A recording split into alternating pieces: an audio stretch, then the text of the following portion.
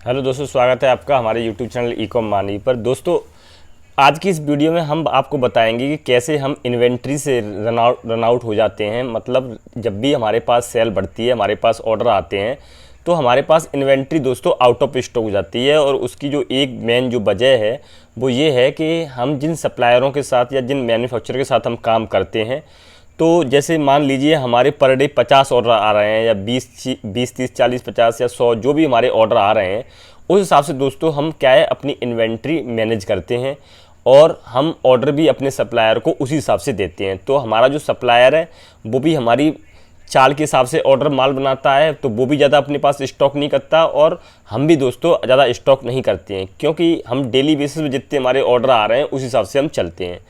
लेकिन क्योंकि दोस्तों हम यदि स्टॉक कर लेंगे यदि हम उस इन्वेंट्री का, तो दोस्तों हमारा पैसा उसमें ब्लॉक हुआ हो जाता है और सप्लायर को फिर पैसा भी हमें टाइम से देना पड़ता है।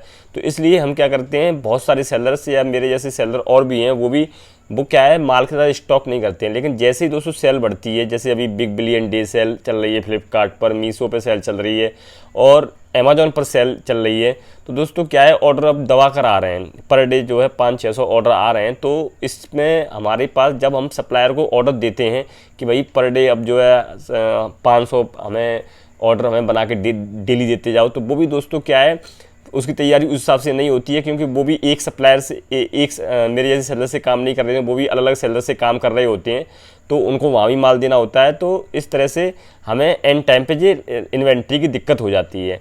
और दोस्तों फंड की भी मेन इसमें प्रॉब्लम है, क्योंकि फंड दोस्तों क्या है कि उन्हें सप्लायर को भी हमें पैसा तुरंत देना पड़ता है।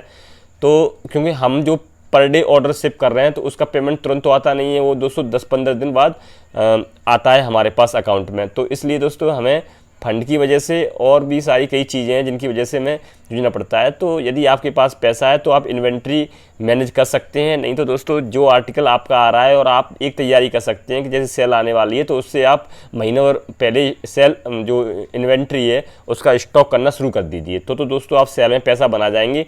यदि आप एंड टाइम पे बैठे रहेंगे तो दोस्तों आप धोखा खा जाएंगे। जैसे अभी हम लोगों के पास जो है माल नहीं है, ऑर्डर पर डे आ रहे हैं दबा कर, तो ये गलती दोस्तों आप लोग ना